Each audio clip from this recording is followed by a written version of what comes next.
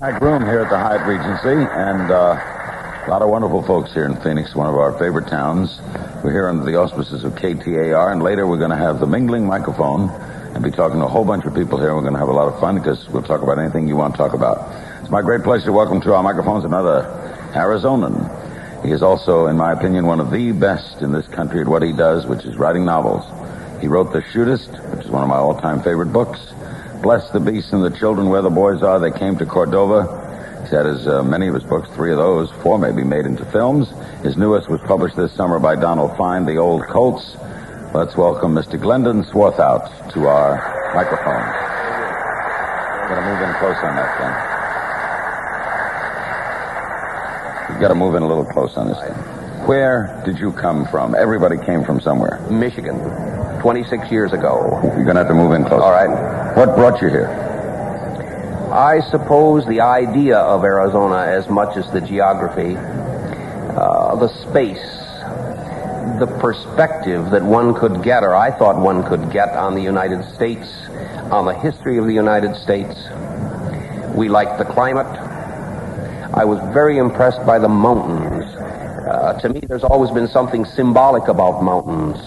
Mountains are a presence in one's life.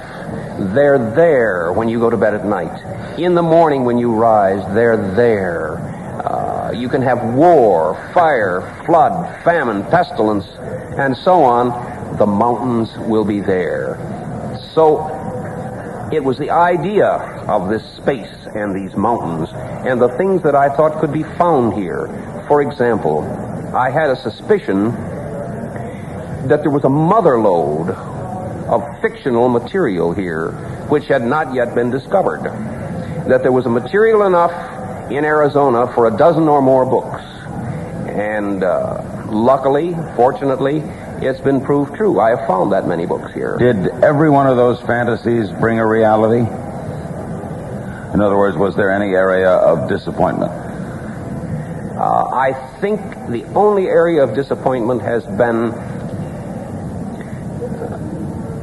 the almost incredible growth, which has subtracted a little from that space where I live.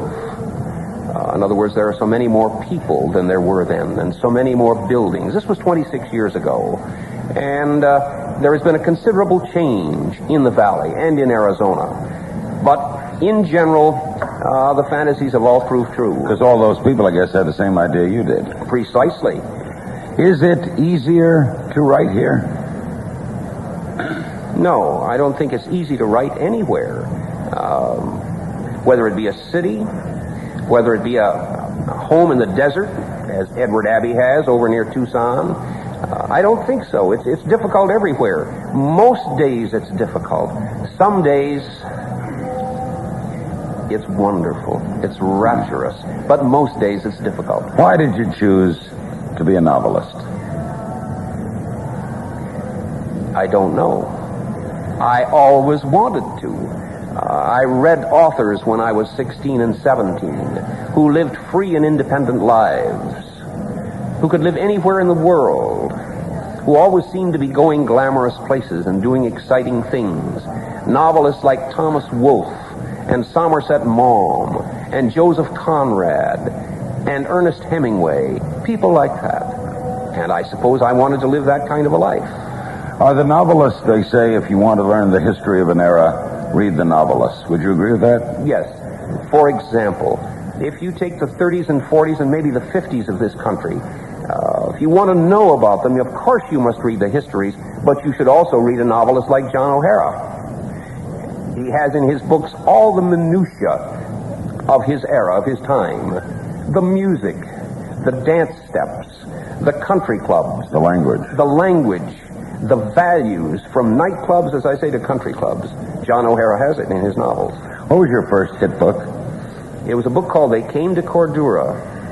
I was 39 years old, finished it. I was a college professor. My wife was an elementary teacher. It's a book I'd wanted to write for a long while. The subject was courage. And during World War II, I was with an infantry division. First as a rifleman and later as a writer of citations for the Congressional Medal of Honor. So I became interested in the subject of courage and eventually wrote a book called They Came to Cordura, and it was taken at once by Random House. It was then sold to Columbia Pictures, and all of a sudden, overnight, I was a professional writer. That's right. And that movie was heavy stars in that movie. Yes. Gary Cooper, Rita Hayworth, Van Heflin, people like that. Did you work on the film? Yes, for 10 weeks at the Columbia Studios. I worked on the script. That's a whole different ballgame, isn't it? Oh, indeed. I asked for that in my sales contract simply because I wanted to see the inside of a film studio. What did it feel like at age 39 to suddenly have a hit? It's like winning the Arizona lottery. Were you teaching creative writing? No, I was teaching English literature, not creative writing. Did you quit writing? I mean, quit teaching? Not immediately. I wasn't sure that the checks wouldn't bounce. So I asked for a promotion and a cut in salary, and got both. Where did you come to write Where the Boys Are? I mean, you're in Arizona, you write great adventures and sweeping things, and you write of courage, and then you write about Fort Lauderdale. Well, I was at Michigan State University teaching in the English department. I was teaching some honor sections of youngsters. They were brilliant, they were fun, they were kicks, and they kept talking about spring vacation in Fort Lauderdale. And sometime during that winter, it occurred to me I'd like to see what they did during spring vacation. So I asked them where I should put up in Fort Lauderdale, and if I came down, would they show me around? They told me where to stay. They met me at the airport, and I had a week with them. And they did indeed show me what went on in Fort Lauderdale. And it occurred to me as the week progressed that this would make a fine novel, a very funny novel, and yet I could at the same time write a kind of profile of that particular generation, their aspirations, their hopes, their fears, and so on. And that's what I tried to do. Were you happy with that movie? Sort of. It was very cute and a lot of fun. It's one of the few I have been happy with. Yeah, you couldn't have been happy with the remake of it. No, it was dreadful. Yeah. Dreadful. I had nothing whatever to do with it. But it was your title. My title. Did they have to pay you? Indeed. Everybody's Jewish. Take the money and run. Back a step. Yes. You wrote the inscriptions on the Congressional Medal of Honor. Yes, they're called citations. And they run about 2 pages, double-spaced, and that's what is sent to the commanding general of the division, to the Corps commander, to the Army commander, and back to a congressional committee. They send it to you, all the information, and you go out and get the information. You get in your little Jeep, and you go out to the company, to the squad leader, to the companions or comrades of the one. Usually they were posthumous. Not always. If it wasn't posthumous, you brought the boy back to headquarters immediately to get him out of combat so that he wouldn't become a casualty before he was awarded the medal. How did you approach the writing? Did you approach it as a stylized novelist and flowery descriptive, or did you approach it matter-of-fact reportive? Now, these are the citations you're talking about? Oh, matter-of-fact I never reporting. talked to anyone who wrote citations. Right. Matter-of-fact, absolutely. All the trivial details, the time of day, exactly where the event took place, the soldier's name, rank, and serial number. That's all about him. Then, briefly, as I say, in a page and a half to 2 pages, what he did, and that is followed up or combined with depositions from his comrades and from his platoon commander and from his company commander, attesting to the gallant act of which he is. What was the first book you wrote with an Arizona setting?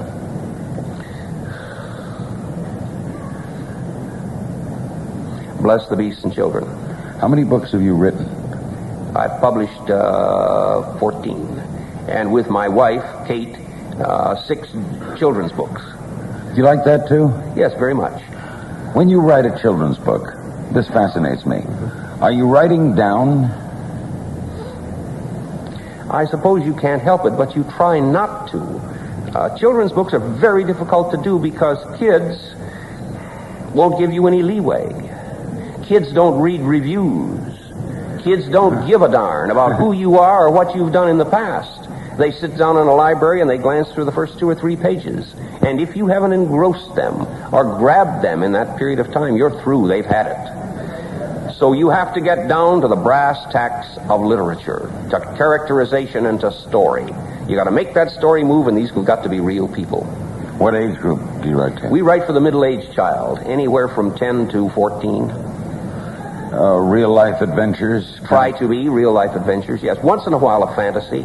We did one called T.V. Thompson that was a fantasy about a boy who disappeared into the interior of a television set and what he found there. You write with your wife? Yes, the children's books. How does that work? I mean, would she write a chapter, you write a chapter? No, we both talk a subject to death and a story to death and do that together. And we talk the characterizations out and get them down on paper of each principal character. Then I do the rough draft, and she edits me and makes changes and talks to me about vocabulary and so on. So even though it is for that child, 10 to 14, it has the essence of what every good book should have, right? Oh, it has to have. Kids are your severest critics. Yeah, if you're going to tell a story, you got to tell it well, and you got to move right. them. With adults, you can get away with many things, but not with children. And with children aren't going to buy a book because Glendon Swarthout wrote it, not or whoever wrote least. it, right? They couldn't care less. Do they sell well, by the way? Because they're always Quite well. If one begins to sell well, its life in bookstores is apt to be quite long. It just keeps pumping away year after year. And this time of year, don't do bad. No, indeed. Tell me about the new book before we discuss some of the others. The Old Colts. What's it about? I discovered in the course of reading several years ago that Bat Masterson, who was once the deputy sheriff of Ford County and who garnered a lot of renown as a gunfighter in those days around in Kansas and in Tombstone for a while and in Creede, Colorado, back in the 1880s, ended his life, the last 15 years of it, as a sports writer on the New York Daily Telegraph. Had a column every day. And I thought, how wonderful to have a gunfighter from Dodge City, Kansas, enjoying life on the Great White Way on Broadway in the 1910s. And I thought there ought to be a book in that. I can just see him. I also discovered in the course of my reading that when he left the West and went to New York City, he knew no one except the man in the White House, Teddy Roosevelt. Well, Bat took the biggest Colt that he had and put it in a holster under his jacket and arrived in New York City. And what happened was exactly what he wanted to happen. He was immediately arrested for carrying a weapon. And he made the headlines. And Teddy Roosevelt heard about it. And Teddy Roosevelt called him down to the White House and made him a federal marshal. Then he became a newspaperman and so on. We'll continue. By the way, Glendon said to me when he came on, he says, I'm probably going to lose the whole audience because I'm dull. Very dull. Our guest is Glendon Swarthout. The new book is The Old Colts. We'll be right back on the Mutual Radio. Masterson becomes a sports writer.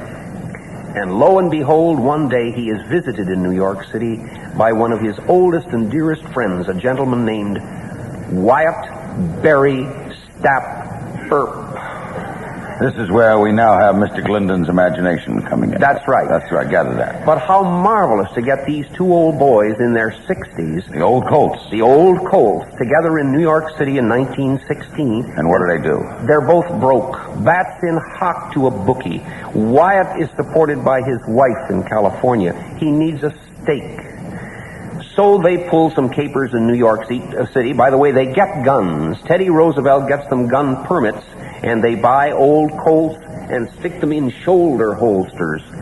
And by this time, of course, in New York City, there were the Arnold Rothsteins, there were gangsters who carried rods under their jackets and who also had begun to carry Thompson submachine guns. So Bat and Wyatt become embroiled with them. Bat and Wyatt pull off a couple of capers trying to raise money and can't. Well, there's one town in the United States in which they risk their lives day after day, taking the hard cases to the calaboose.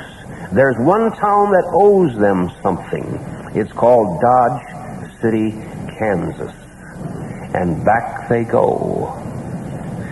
To get even, to get their stake in Dodge City, by, of all things, you know the answer. You know what they're going to do. They're going to rob the bank. Therefore, you get your climax, your excitement, your denouement, and your story is over. George C. Scott and who will be in the film? There's been a lot of talk about a film, but casting would be difficult. Well, you need two old leading men. Two old leading men in their 60s. The only trouble is old men in their 60s are not box office. And young men who are box office won't pay old men in their 60s. So it's a catch-22 situation. But Scott, as you told me, wanted to do The Shootist. Indeed, he did. But he wasn't bankable, so John Wayne did it. It was John's last movie, almost the story of the way he died. That's right. Wouldn't Scott be ideal now? Scott would be ideal. So would Paul Newman. So would Jackie Nicholson. So would Robert Redford. So would a lot of guys who simply won't play it.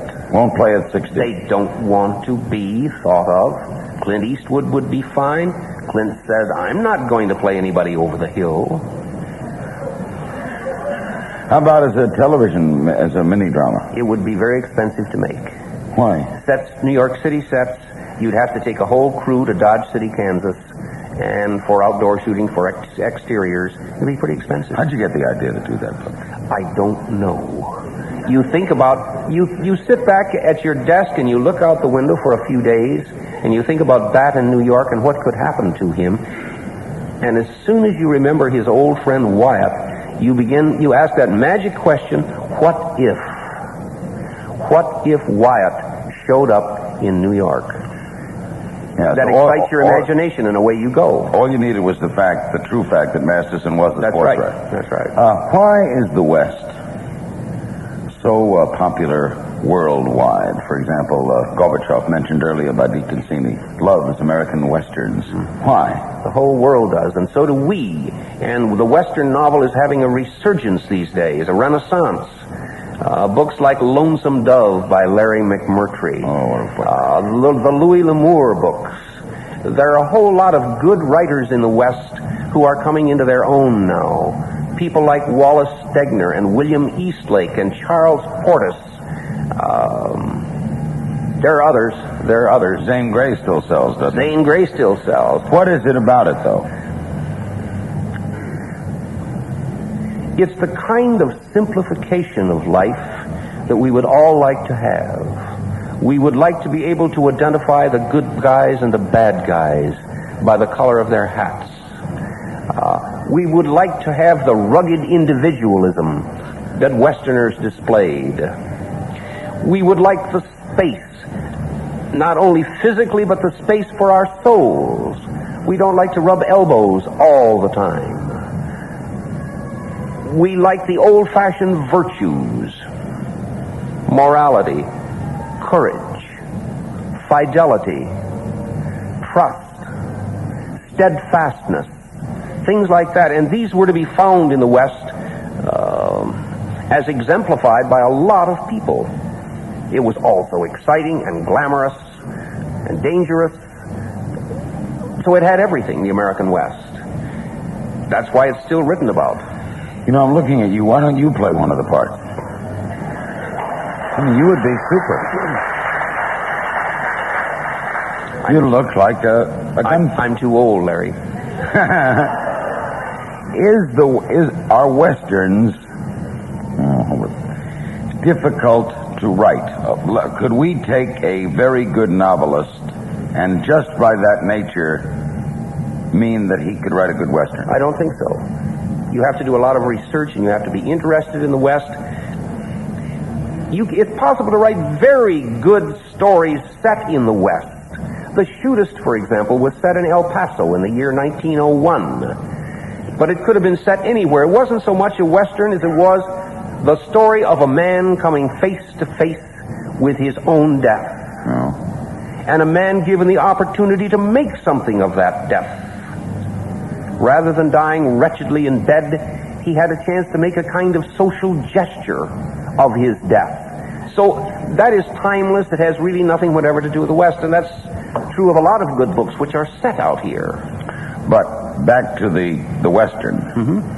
the novelist, the ordinary, let's say, the novelist who deals with the mystery novelist would have a difficult time because of research, whereas the Western reader knows that when you identify something, it better be where it is. Yes.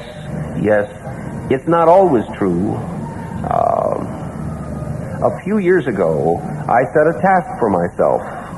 I wanted to write 3 different kinds of novels, one after the other, and see how I could do with them. I wanted to write one real Western. I wrote The Shootist. When that was finished, I wanted to write a Christmas story. The only Christmas story I've ever written. It was called The Melodeon, and I wrote it, and it was published. Then I wanted to try my hand at a mystery, the only one I had ever written, and I wrote one called Skeletons, and that was published.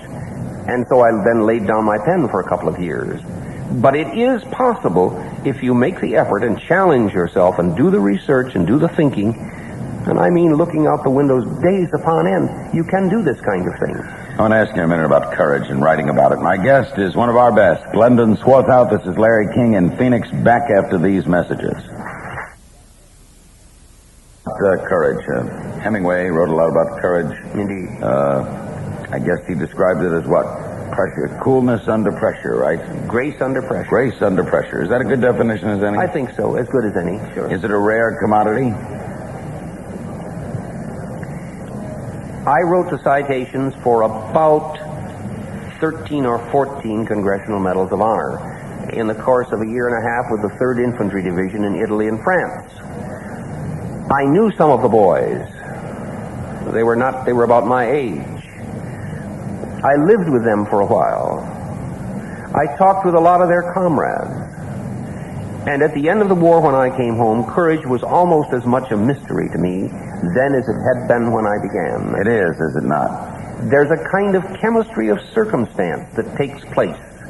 When infantrymen are in training, they're always told toward the end of the training, if you ever become pinned down by enemy fire, don't despair, don't be afraid, because one of you will never know which one, but one of you will jump up and advance through a hail of fire and lead you.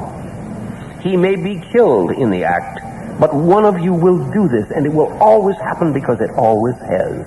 And indeed, that's true. Audie Murphy told me Indeed. He has no idea why he did that. Audie Murphy was AWOL. Audie Murphy had a terrible report in basic training, was called a malingerer. He still didn't know why he went to that German nest.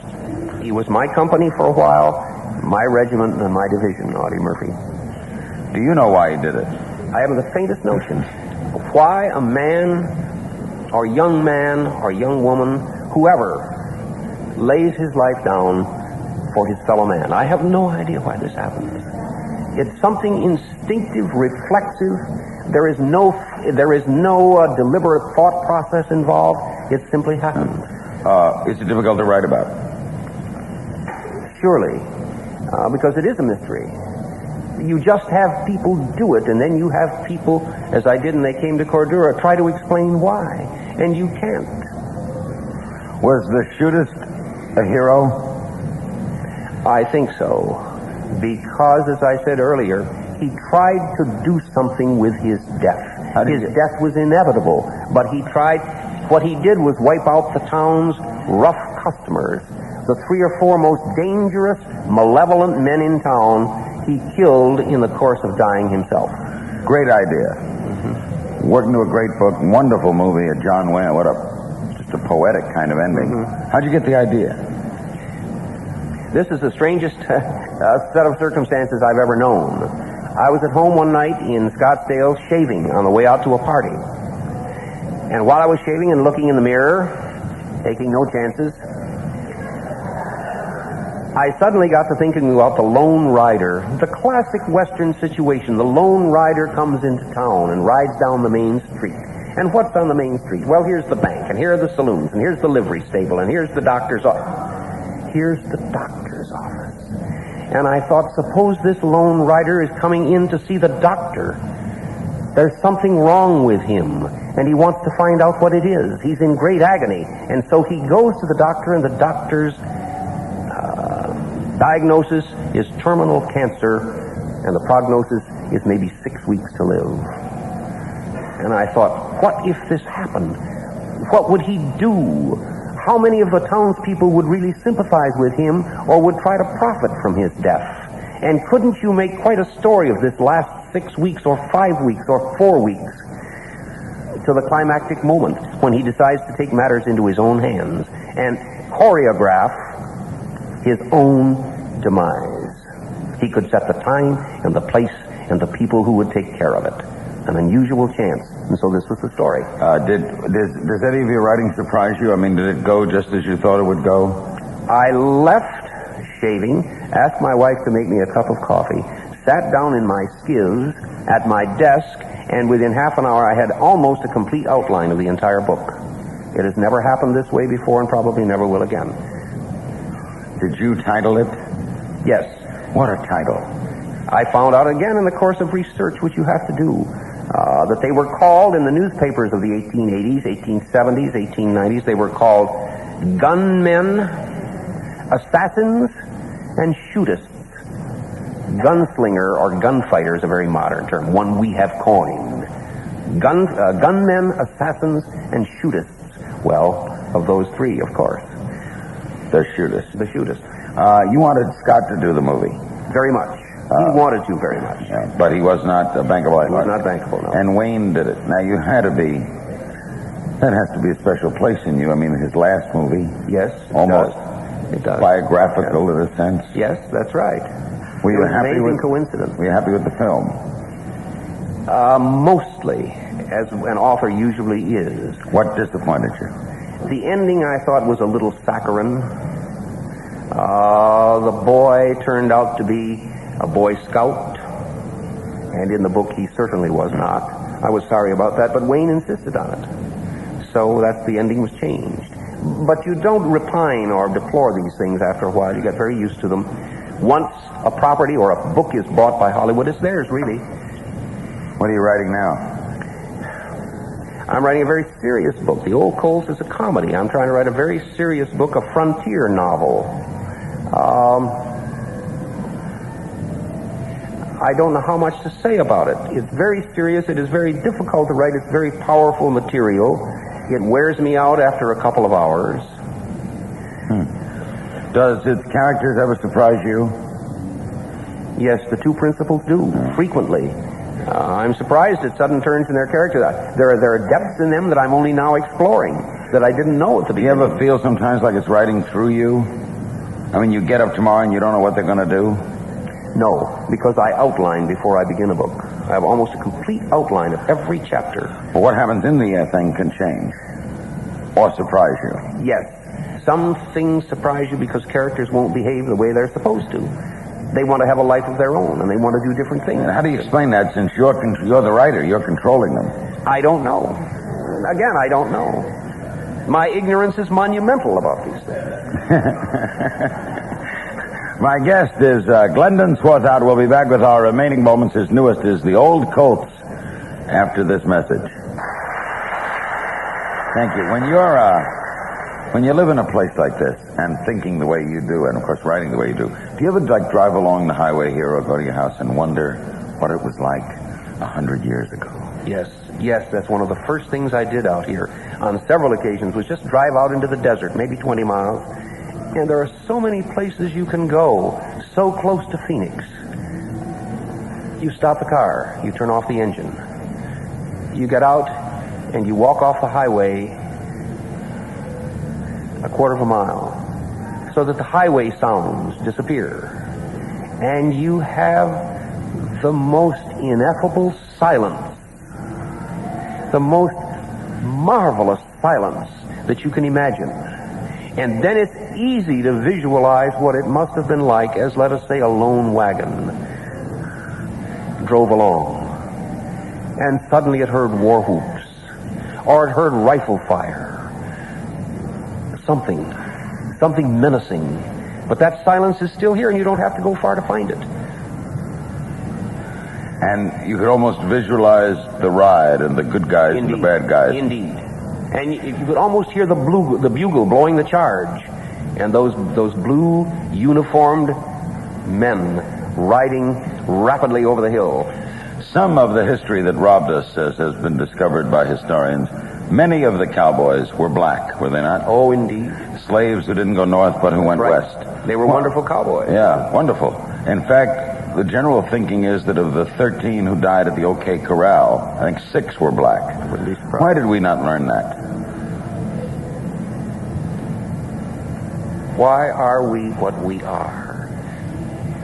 Why do we live the way we do? Why do we hold the ideas and the prejudices that we do? I have no answer. I told you my ignorance is monumental. What about the women of the West? A lady did a book a couple years ago on the great women of the West. That's precisely what I'm writing now, is a book about the women. Hers was a factual book, and it dealt with the strong women of the West. Yes, this is going to be a novel. In the Great Plains states, the winters were terrible. I'm talking about the Dakotas, Nebraska, Kansas, and so on. People lived in sod houses or in dugouts. Every winter, it's historically true, a small percentage of women went insane. Every single winter.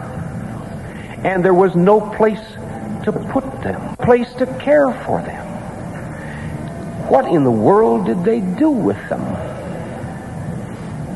What? Read the book.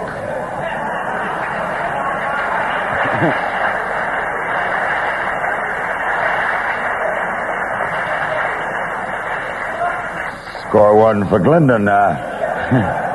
Have you titled it? No, not yet. I have 3 or 4.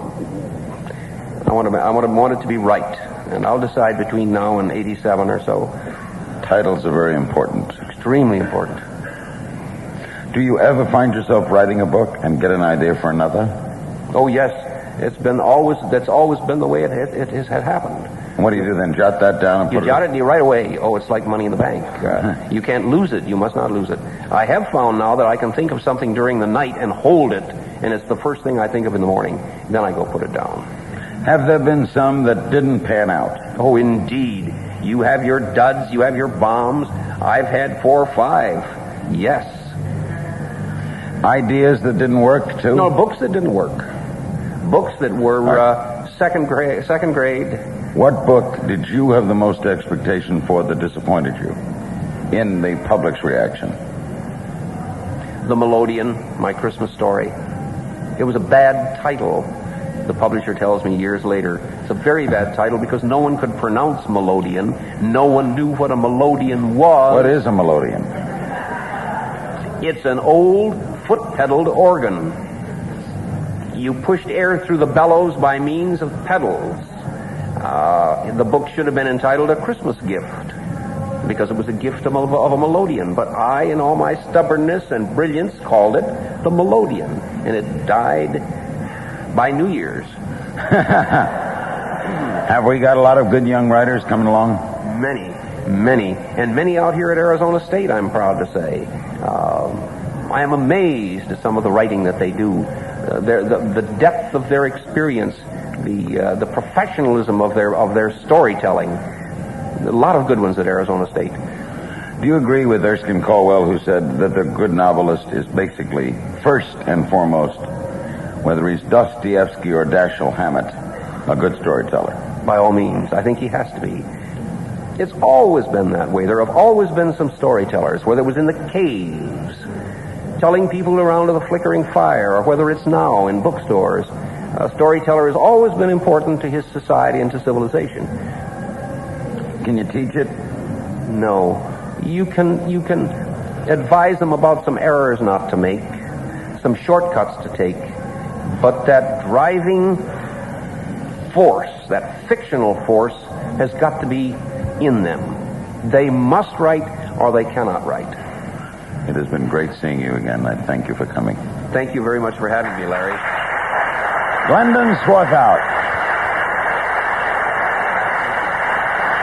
His newest is The Old Coats, published by Donald Fine, and he wrote The Shootist and Bless the Beast and the Children Where the Boys Are, etc. They came to Cordora. We are going to pause for news, a word from your local stations, and then